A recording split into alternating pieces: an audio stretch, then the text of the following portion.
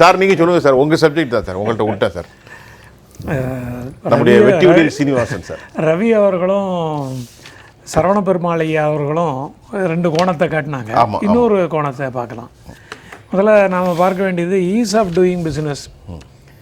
ஒரு அரசு எந்த அளவிற்கு வெளிநாட்டிலிருந்து முதலீட்டை ஈர்க்கிறது, உள்ளூரில் இருக்கக்கூடியவர்களுக்கு எப்படி வாய்ப்புகளை தருகிறது. உள்ளூரில் இருக்கிறவங்களுக்கு வாய்ப்பு தரணும்னா பணம் இருக்கிறவங்க வருவாங்க.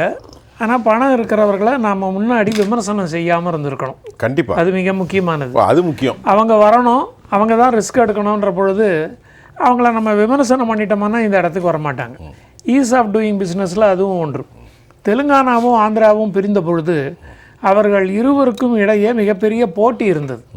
யார் இன்னொரு பிஸ்னஸை கொண்டு வருதுன்னு ஒரு இயல்பான ஒரு போட்டின்னு, நல்ல ஆரோக்கியமான போட்டி. 1வது இடம் 2வது இடம் பர்சன்டேஜ் ரொம்ப கம்மியான வித்தியாசம். நேரோ மார்ஜினில் தான் ஏதாவது ஒன்று வின் பண்ணிக்கிட்டு இருந்தது.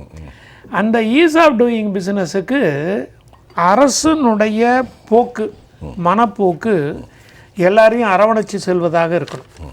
அது இல்லைன்னா வெளிநாட்டிலேருந்து வரவங்க இன்வெஸ்ட்மெண்ட்டை கொண்டு வர மாட்டாங்க. இதில் ப்ராக்டிக்கலாக இருக்கக்கூடியது சொல்லிவிடும்.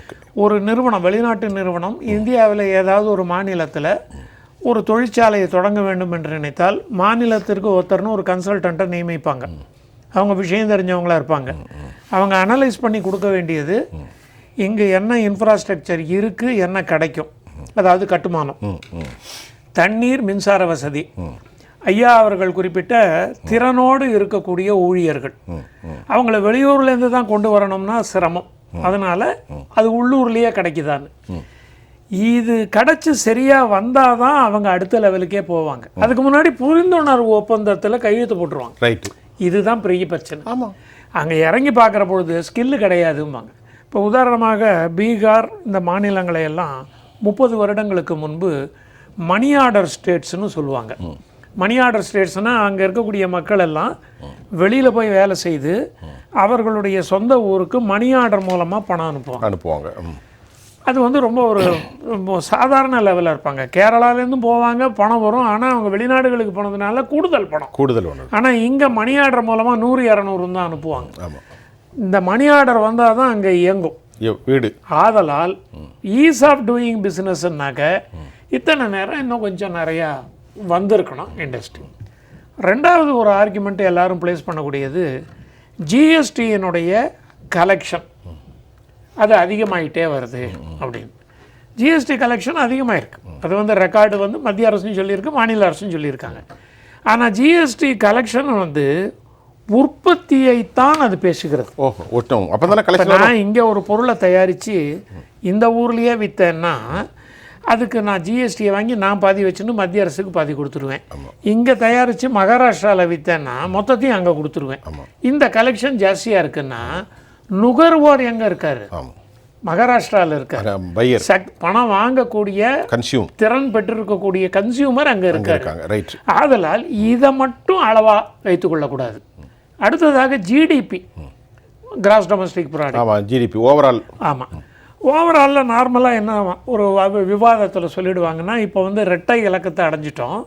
இதற்கு முன்னாடி பல வருடங்களுக்கு முன்னாடி இரட்டை இலக்கத்தை அடைஞ்சிட்டோம். இந்த இரட்டை இலக்கம் என்பது கடந்த பல வருடங்களாக இல்லைன்னு சொல்லுவாங்க. அது வந்து ரெக்கார்டு. ஆனால் என்ஜின்லேயே, ரயில் என்ஜின்லேயே 3 வகை உண்டு. Electric engine, diesel engine, steam என்ஜின்னு. எலக்ட்ரிக் என்ஜினை வச்சிங்கன்னா பட்டனை தட்டின உடனே 10வது செகண்டில் 100 கிலோமீட்டர் அடைஞ்சிடலாம். டக்குன்னு பிக்கப் ஆகிடும் உடனே அடுத்த செகண்ட் எலக்ட்ரிக் ட்ரெயினில். டீசலில் வந்து 1 நிமிடம் ஆகும், ஆனால் அந்த ஸ்பீடு அடைஞ்சிடும் போயிடும்.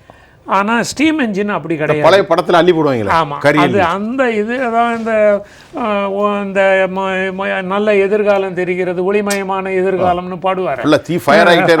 தலைவர் இங்கேருந்து அள்ளி போட்டு ஸ்பீடு எடுக்கிறதுக்கு பல கிலோமீட்டர் போனதுக்கு அப்புறம் தான் ஆகும்.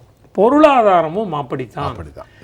இப்போ நாம் 2 இலக்கத்தை அடைஞ்சிருக்கோம்னா கடந்த 10 வருடங்களாக அல்லது 15 வருடங்களாக நாம் உழைத்திருக்கிறோம். ஒரு நிமிஷம் இருங்க, அதான் நம்ம கீழே நீங்கள் சொல்ல வர நான் சொல்லிடுறேன். இன்றைக்கு தமிழ்நாடு 11% சொல்றாங்களே. அப்ப 2011 வந்து தான் இன்னைக்கு 11 வந்து. அதுதான் அதைத்தான் சொல்ல வந்து நான் சொல்லிட்டேன்னா. எக்கானமி வேகமா போயிட்டு இருக்கு அப்படின்னா அது கடந்த 3 வருடங்களோ 4 வருடங்களோ கிடையாது. ஆமா, ஒரு தசாப்தம் எடுத்துக்கிடுங்க. ஒரு பொருளாதாரத்தில் பெரிய மாற்றம். இப்போ உதாரணமாக தங்கத்தின் விலை தாறுமாறாக ஏறுகிறது, பங்குச்சந்தையினுடைய விலை ஏற்ற இறக்கம் என்பது தினசரி நடக்கிறது. இந்த ரெண்டுமே பொருளாதாரத்திற்கு சம்பந்தம் இல்லாத விஷயங்கள். ஏன்னா இது பொருளாதாரத்தை நிர்ணயிக்கவில்லை. கண்டிப்பாக வாங்கும் திறனை வேண்டுமானால் சொல்லலாம். ஏன்னா பங்குச்சந்தையை பொறுத்த வரைக்கும் எதுக்கு ஏறுதுன்னே தெரியாது, எதுக்கு இறங்குறதுன்னே தெரியாது, என்ன காரணம் தெரியாது. தங்கத்தின் விலை என்பது ஏறுவதற்கு காரணம் கிடைக்கக்கூடிய பொருளின் அளவு லிமிட்டடாக இருக்குது, இறக்குமதி மீது இருக்கக்கூடிய வரி இருக்கிறது, அதனால இருக்குது. அதனால் நாம் எடுத்துக்கொள்ள வேண்டியது இப்பொழுது நம்முடைய நாட்டின் மக்களினுடைய வாங்கும் திறன், வேலை வாய்ப்பு அதிகரித்திருப்பது, இவற்றுக்கெல்லாம் நல்ல டீட்டெயிலில் கொடுத்தாலே மக்கள் மனசில் சந்தேகம் போடும். கண்டிப்பாக டீட்டெயில் கொடுக்காமல் இருப்பது தான். இன்னொன்று, சிங்கிள் விண்டோ சிஸ்டம் என்பதை அதை கொண்டு வருகின்ற பொழுது அதை அழுத்தம் திருத்தமாக ஓப்பனாக கொண்டு வந்தால் கடகடன்னு வந்துடும். இப்போ உதாரணமாக இப்போ நம்முடைய நாட்டில் ஏதோ ஒரு இடத்துல ஒரு அபூர்வமான உலோகம் அல்லது ஒரு விலை உயர்ந்த உலோகத்தை நாம் கண்டுபிடிக்கிறோன்னா மறுநாளே நம்முடைய எக்கானமி இம்ப்ரூவ் ஆகிடும். ஆமாம். ஆனால் மற்றபடி எக்கானமி இம்ப்ரூவ் ஆகிறது ஓவர் நைட்டில் கிடையாது. அதனால் இந்த மாநிலம் முன்னேறி இருப்பதற்கு காரணம், இதுக்கு நீங்கள் சொன்ன உதாரணம் 1930களில் அரபு நாட்டில் ஒன்றுமே இல்லை. ஆமாம். சாதாரண பாலைவனங்களில் ஆடுகள் மேய்த்து கொண்டிருந்த மக்கள் தான் இன்னைக்கு உலக பொருளாதாரத்தின் தலைத்துவமாக ஆனதுக்கு என்னது நீங்கள் சொன்னீங்களே, ஒரு மெட்டீரியல் கண்டுபிடிக்கும். ஃபோர்டு கண்டுபிடிச்ச காரு காரணம். அதனால அவங்க அவங்களுடைய வாழ்க்கை முறையை மெட்டீரியல் சொன்னீங்க இல்லையா, அது கண்டுபிடிக்கிற பொழுது அவங்களுடைய பொருளாதாரம் மாறுகிறது, பன்மடங்கு. அது ஓவர் நைட் நடக்குது. ஆனா பொருளாதாரம் ஓவர் நைட்ல ஏறாது, ஸ்லோவா. அது ஸ்லோவா தான், கரி என்ஜின் மாதிரி தான் அது ஏறும். ஆதலால் இது முன்னால் வந்திருக்கக்கூடியது. ஐயா அவர்கள் திறனை பத்தி ஐயா சொன்னார், சரவண பெருமாள் ஐயா. இப்போ 2014 பிஜேபி ஆட்சிக்கு வந்த பிறகு ஸ்கில் இந்தியா என்பதை உருவாக்கிய பொழுது இங்கு நமக்கு அருகிலே கிண்டியில் இருக்கக்கூடிய தொழிற்பேட்டையில் ஒரு அமைப்பு இருக்குது. அந்த அமைப்பு மத்திய அரசனுடைய அமைப்பு. 1960களில் அவங்க ஸ்கில்லுக்குன்னு கொண்டு வந்தாங்க. ஸ்கில்லில் மேக்சிமம் என்ன இருந்ததுன்னா பிளம்பர், எலக்ட்ரீஷியன் இதுதான் இருந்தது. இப்பொழுது அதில் ஒரு அக்கௌண்ட்ஸுக்கு அசிஸ்டண்ட்டாக இருக்கிறவனை கூட ஸ்கில் கொண்டு வந்திருக்கிறாங்க, ஸ்கில் டெவலப்மெண்ட்டுக்கு கொண்டு வந்திருக்காங்க. அதில் மத்திய அரசு மிகுந்த ஊக்கத்தை கொடுத்தது. ஆனால் 40 ஆண்டுகளாக கவனிக்கப்படாமல் இருந்த, அதன் மூலமாக பலன் பெற்றவர்கள் இருந்ததுனால்தான் 1-2 இண்டஸ்ட்ரியாவது தொடங்கணும்னு வந்திருக்காங்க. நமக்கு இருக்கக்கூடிய மிக பெரிய வாய்ப்பை நாம் சமீபத்தில் இழந்து விட்டோம். ஒன்று விசாகப்பட்டினத்துக்கு போன ஒரு தனியார் நிறுவனம், இன்னொன்று சமீபத்தில் போயிருக்கக்கூடிய ஒன்று, மூன்றாவது ஒன்று வந்ததாக சொல்லி அந்த நிறுவனமே அதை மறுத்தது. இது மூன்றும் அரசுக்கு எதிராக நடந்திருக்கக்கூடிய விஷயங்களாக நம்ம வாய்ப்பை தவற விட்டுட்டோம். ஏன் வாய்ப்பை தமிழ்நாடு அரசு தவற விட்டுருக்கு? ஆமாம், ஏன் வாய்ப்பை தவற விட்டுருக்கோம்னா நம்மளுடைய அந்த ஈஸ் ஆஃப் டூயிங் பிஸ்னஸ் சரியா இல்லைங்கிறது இதுதான் இண்டிகேஷன். சரி, இதை தான் நம்ம புரிந்து கொள்ள வேண்டும். சரி சார், சீனிவாசன் சார், உங்களுடைய நிறைவு கருத்து. சந்திரபாபு நாயுடு முந்தைய முறை ஆட்சியில் இருந்த பொழுது ஹைதராபாத்தை நல்லா டெவலப் பண்ணார். ஹைதராபாத்துக்கு வெளியில் டெவலப்மெண்ட் இல்லை, அதனால லாஸ்ட் பவர். இந்த தடவை அவர் அதை சரியாக பாடம் தெரிந்து கொண்டதுனால அதை விசாகப்பட்டினத்துக்கு கொண்டு வந்துட்டார். இந்த இடத்துலையும் டெவலப்மெண்ட் அவருக்கு அந்த ஸ்டேட் இல்லை, அந்த இடம் இல்லையா. ரெண்டாவது, ஐயா சரவண பெருமாள் ஐயா குறிப்பிட்டது போன்று நான் லெதருங்கிறது மிக முக்கியமான வார்த்தை. எத்திக்கல் பிசினஸுக்கு உண்டான வழி, அதை நம்ம விட்டு கொடுத்துடக்கூடாது. அதை நம்ம கையை விட்டு போயிருக்க. ஒரு தோலை அடிப்படையாக வைத்திருப்பதை விட இது ஒரு நல்ல பிஸ்னஸ்.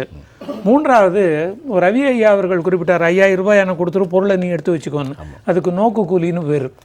இந்த நோக்கு கூலி பல்வேறு வடிவங்களில் அவர்களை அழுத்தக்கூடியதாக இருந்ததுனால் ஒரு இண்டஸ்ட்ரி வருவதற்கு யோசிப்பார்கள். லாஸ்ட் பாயிண்ட், 1வது வருடம் 2வது வருடம் ஆட்சியில் தான் இதற்குண்டான மொமெண்டம் என்கின்ற வேகம் கிடைக்கும். 3வது வருஷத்துல ஒப்பந்தங்கள் போட்டு இறங்கிடணும். இப்போ ஒரு நிறுவனம் நினைத்தால் கூட 6 மாசம் பொறுக்கலாம்னு தோணிடும். எலெக்ஷனுக்கு அப்புறம் நம்ம அதை செய்யலாம். இப்போ அது சரியான சூழல் இல்லைன்னா இங்க இருக்கிற கன்சல்டன்ட் சொல்லிடுவாங்க. ஏன்னா இப்போ யார் பண்ணுங்க, இப்போ தமிழ்நாட்டுடைய uncertainty politics is going on. அப்போ அவங்க கன்க்ளூட் பண்ண முடியாது. ஒரு கன்சல்டன்ட்டை தான் அவன் நம்புவான். யார் சொல்றாங்க, என்ன சொல்றாங்க, கொஞ்சம் அமைதியா இருக்கு சார், எலெக்ஷன் முடியட்டும்ன்றுவான். அப்படிதானே? அப்படின்ற பொழுது அதுக்கு உண்டான